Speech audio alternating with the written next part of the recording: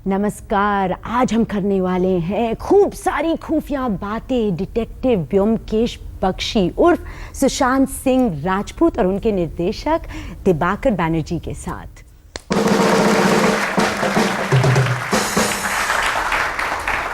इसके पहले कि मैं व्हिस्लिंग वुड्स के स्टूडेंट्स को आपके साथ प्रश्न जवाब करने दूं, मैं पूछना चाहती हूं कि ब्योमकेश बख्शी आज तक इतने फेमस क्यों हैं और इतने 60-70 साल के तक अभी तक वो लोकप्रिय हैं? इसका एक कारण तो ये है कि ब्योमकेश पूरी तरह से इंडियन है, भारतीय। क्योंकि जब भी हम डिटेक्टिव कैरेक्टर्स के बारे में सोचते हैं तो वो टोपी कोट और पाइप लेके कोई आ जाता है, कोई और फिर कुछ ऐसे ऐसे देखता है और फिर वो कहता है कि ये जासूस है या डिटेक्टिव है। थोड़ी सी हंसी आती है देख के।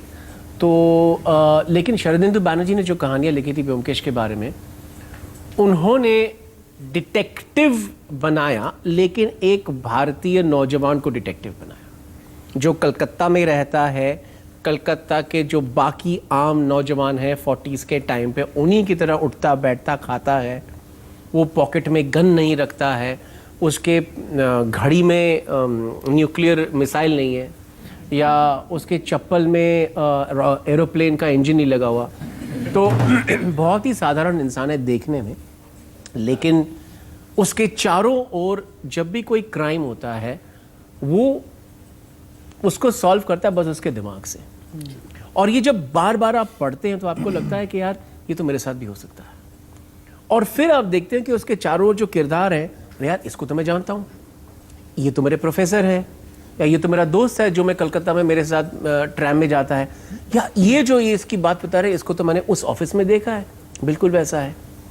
उन्होंने माहौल एक ऐसा बनाया था कहानियों का कि सारे जो रीडर्स पढ़ते थे और पढ़ते हैं उनको उनमें अपनी लाइफ दिखती थी, और आप अपनी जैसी लाइफ को ही देख रहे हैं। बिल्कुल आपके चारों ओर का एक समा है और उसी में एक बहुत शातिर विलेन है, बहुत बड़ा क्रिमिनल है, और उसको ये बहुत ही जाना पहचाना सा नौजवान पकड़ रहा है। उसमें जो थ्रिल है वो एक अलग तरह की थ्रिल है। उसमें लगता है कि मैं खुद इस स्टोरी का एक पार्ट हो सकता हूँ। और मेरे हिसाब से ये जो familiarity, the enjoyment of the familiar, ये चीज मेरे ख्याल से ब्योमकेश की लोकप्रियता का सबसे बड़ा कारण है। तो ये अभी आपने कहा था कि ये 1940s में जो पिक्चर बनी है कलकत्ता के, अब तो कलकत्ता हो गई है, कोलकाता, फॉरगेट इट, कोलकाता। लेकिन आपने बहुत इंटरव्यूज में कहा है कि आप ये पीरियड फिल्म नहीं है, ये जैसे वहां पे सेट हुई है लेकिन आप आज के नजरिए से देख रहे हैं। इसके बारे में कुछ समझाइए। एक प्रथा चली आती है कि जब हम कोई पीरियड फिल्म बनाते हैं, और फिल्म स्टूडेंट्स के लिए बहुत इंपॉर्टेंट है, हम जैसे पीरियड समझते हैं वो एक्चुअली पीरियड शायद नहीं है, वो उस पीरियड के फिल्मों का पीरियड है। क्योंकि हम तो कभी 1943 में गए नहीं, हमारा एक ही इंट्रोडक्शन है उस टाइम के साथ, वो है उस टाइम की फिल्म। अब उस टाइम की फिल्मों का अपना एक टेक्निकल लिमिटेशन था, इसलिए वहाँ के एक्टर उस टाइम में, उस टाइप का कैमरा, उस टाइम की लाइटिंग, एक तरह की चीज़ें, एक तरह के स्टाइल में एक्टिंग करती थी। उसका मतलब ये नहीं है कि लोग जब उन फिल्मों से बाहर निकलते थे तो वो भी आप कैसे हो नाथ ऐसे बात करते थे, बिल्कुल नहीं बात करते थे। वो स्टाइलाइजेशन था। आज अगर कोई शाहरुख खान की कोई फिल्म देखे बतौर पीरियड फिल्म आज से 70 साल बाद, और अगर वो सोचे कि हर कोई ऐसे देखता था, वो गलत होगा। क्योंकि शाहरुख स्टाइलाइज्ड एक्टिंग कर रहे हैं फिल्म के अंदर, और जिंदगी जो है थोड़ी इससे डिफरेंट है। तो हमने कोशिश की कि फिल्मों को ना देख के इमेजिन करें कि 1943 में भी लोग झगड़ते थे, लड़ते थे, मरते थे, मारते थे, दोस्ती करते थे, प्यार करते थे। आदमी और औरत का रिलेशन भी कुछ ऐसा ही होता था, लेकिन कुछ डिफरेंसेस थे। लाइक 1943 में शायद ब्योमकेश किसी कैफे में जाके किसी लड़की को सीधा सीधा प्रपोज नहीं कर सकता, क्योंकि वो कल्चर ही नहीं था। और शायद एक कमरे में अगर किसी कॉफी हाउस में 100 में से 90 मर्द होंगे और बस 10 औरतें होंगी। वो शायद सेक्स रेशियो था जो बाहर सड़कों पे दिखता था। तो उस टाइप की डिटेल्स हमने बनाई उस समय को ध्यान रखते हुए, लेकिन उसके अलावा हमने सोचा कि इंसान इंसान होता है, और वो जिस तरह से 2015 में बिहेव करता है उसी तरह से 1943 में बिहेव करता है। दूसरी बात ये कि हमने एक इमेजिन किया कि हम टाइम मशीन के द्वारा अपनी पूरी शूटिंग टीम के साथ 1943 में पहुंच गए हैं, और हम उस सीन को बिल्कुल वैसे ही शूट करेंगे जैसा कि मैं एक सीन को 2015 में शूट करूंगा। तो as a result what you see is the image, the what's in front of the camera is very faithfully 1943। तो ये तो टेक्निकल साइड माने कि आप लोग एक मतलब 2015 में हैं और जो एक्टिंग कर रहे हैं वो 1943 में है। बिल्कुल। तो आपके लिए क्या मुश्किल था इस? मेरे लिए बिल्कुल मुश्किल नहीं था, क्योंकि मुझे नहीं लगता कि किसी भी कलाकार को इस बारे में सोचने की जरूरत है कि वो किस तरीके से दिखेंगे। इसलिए जब मुझसे लोग पूछते हैं कि यार थिएटर में तुम एक्टिंग लेकिन करते हैं, अंदाज तो होता है ना, जी, कुछ बिल्कुल। अंदाज तो जी, होता बिल्कुल नहीं, नहीं, ये वो बिल्कुल। नहीं रखा है। बिल्कुल भी आपको नहीं। जब पता ही नहीं क्लियरली क्या अंदाज है 43 में और वो अब से कैसे डिफरेंट है, तो हम जा ही नहीं सकते, वो कैरिकेचर हो जाएगा। सुशांत ने जो मेहनत की 2 महीने तक, he can talk about that, is about observing contemporary Bengalis in Calcutta and then talking to whatever that he did. जी बिल्कुल।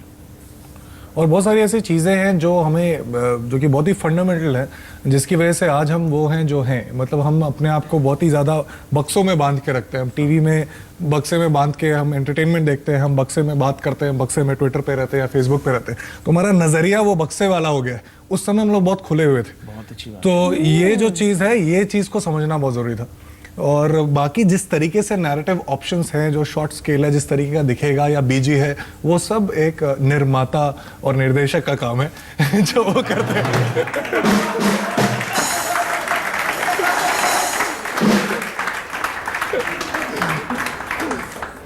पहला सवाल। हाँ, तो मैं विस्लिंग वुड्स इंटरनेशनल का स्टूडेंट हूँ। I am film making student.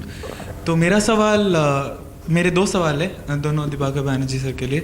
पहला ये कि जब आपने ब्योमकेश बख्शी की किताबों को लेकर उसे सिनेमा के लिए ट्रांसलेट किया, तो आपने कैरेक्टर में या फिर उसके सेटअप में क्या क्या चेंजेस, या फिर उसको सिनेमैटिक बनाने के लिए, क्योंकि लैंग्वेजेस दोनों बहुत ही अलग अलग हैं किताबों की और सिनेमा की, तो उसके लिए आपने क्या क्या चेंजेस किए?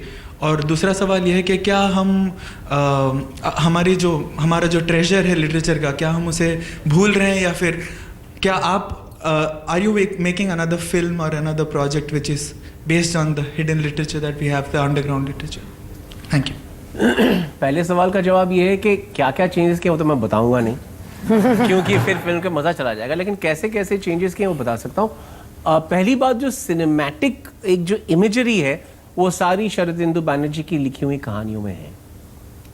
इनफैक्ट वो एक अहम कारण है कि उसी कारण के लिए मैं 13-14 साल की उम्र से मैं ब्योमकेश बख्शी को बड़े पर्दे में देखने के सपने देख रहा था, क्योंकि उनकी कहानियों में एक बहुत विजुअल एक एनर्जी रहती है और पता चलता है कि कैसा क्या हो रहा है, और बहुत कम शब्दों में लिखते थे, ज़्यादा अतिरंजन नहीं करते थे, फटाक से निकल के आगे चले गए।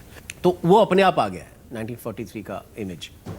जो बदला है वो ये है, सबसे पहली बात होती है कि एक डिटेक्टिव को लिखी हुई कहानी में उसका जो सहयोगी होता है, उसको वॉटसन कह लो या अजीत कह लो या पुआरो के केस में हेस्टिंग्स कह लो, वो बताता है, क्योंकि वो सूत्रधार है। क्योंकि अगर डिटेक्टिव अपने दिमाग में क्या चल रहा है अगर वो दर्शक को बता दे तो फिर सरप्राइज चला जाएगा। और डिटेक्टिव फिक्शन का मेन मज़ा ये है कि आप डिटेक्टिव के पीछे दौड़ रहे हैं, कभी यू आर कैचिंग अप, कभी you are falling far behind, और दोनों में मज़ा है।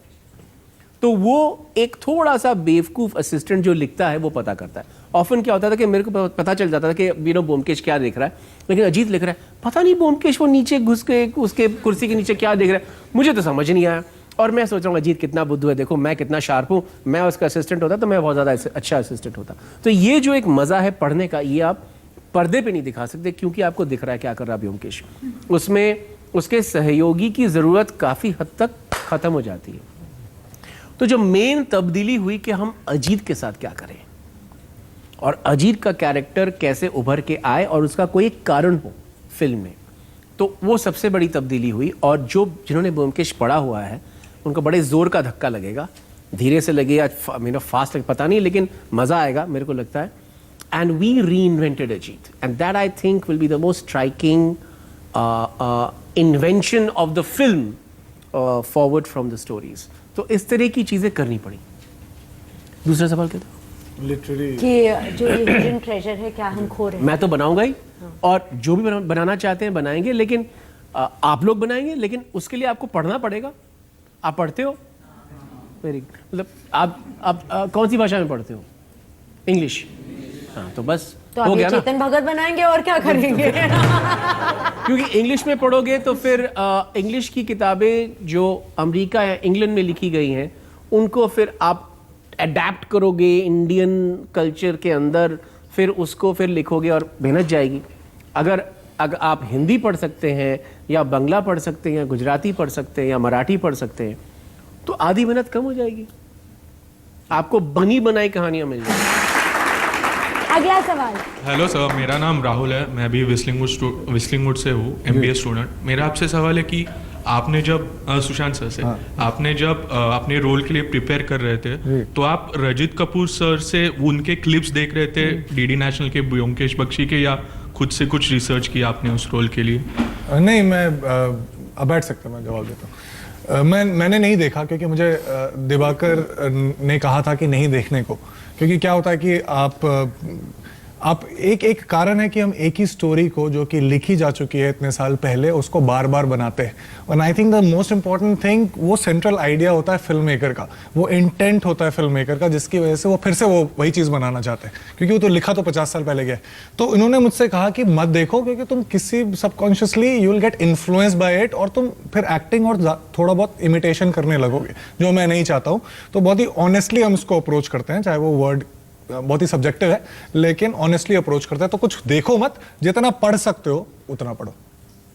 आपने ऑडिशन की थी इनके लिए? जी बिल्कुल। आपको याद है क्या करवाया था? बिल्कुल, मुझे लगता है कि इन्होंने मुझे, क्योंकि सबसे पहले मीटिंग में ये बोला था कि मैंने तुम्हारा काम देखा हुआ है, सबसे इम्पोर्टेंटली टीवी पे देखा था। टीवी पे देखा। अच्छा, पवित्र रिश्ता। हाँ, तो उन्होंने बोला कि यार जब तुम टीवी पे मतलब काम ढंग का कर सकते हो जो हमें इतना अमेज कर रहा है, हाँ, तो तुम फिल्म में भी कर सकते हो। तो मुझे समझ में आया कि ये नहीं देख रहे हैं कि क्या मैं एक्टिंग कर सकता हूँ कि नहीं, या कॉन्फिडेंस है कि नहीं, ये देख रहे हैं कि अगर मैं कुछ अपने इंटरप्रिटेशन से काम करता हूँ और ये फिर कुछ इनपुट देते तो क्या मैं उसको इंटरनलाइज करके कुछ दूसरा कर सकता हूँ कि नहीं। तो वो समझना और फिर उसके कुछ नया बनाने की काबिलियत है कि नहीं, ये वो देख रहे थे और मुझे लगा उनको दिख गया, इसलिए मैं फिल्म में। नहीं तो क्या दिया उन्होंने? ऑब्वियसली दिख तो गया। जैसे कि इनकी बहुत खास बात है, ये आपको डायरेक्टली कभी नहीं बोलेंगे कि तुम्हें ये करना है, क्योंकि फिर क्या होता है कि फिर हम सोचने लगते हैं कि इस चीज को सबसे अच्छा तरीका से क्या करना है और हम इमिटेशन करने लगते हैं। ये आपको धीरे धीरे बताते हैं कि क्या नहीं करना है।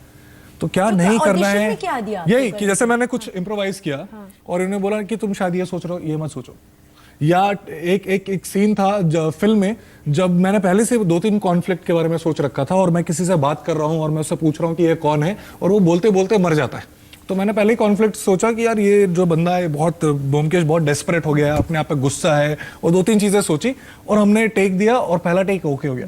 इन्होंने बुलाया कि सुशांत आओ, very good, first take okay हो गया, मेरे पास 20 मिनट और है, तो चलो कुछ करते हैं। मैंने बोला क्या करें? तो उन्होंने बोला कि तुमने कभी किसी को मरते हुए देखा है? मैंने बोला नहीं, मरने के पहले देखा है या मरने के बाद देखा है? तो मैं बोला मरते, अगर तुम किसी को बात कर रहे हो और कोई मर जाए तो सबसे पहली चीज क्या फील करोगे? तो मैंने बहुत सोचा और अल्टीमेटली उन्होंने बोला कि you will be fascinated, because one gets fascinated जब वो कुछ ऐसी चीज देखता है जो उसने पहले कभी नहीं देखा।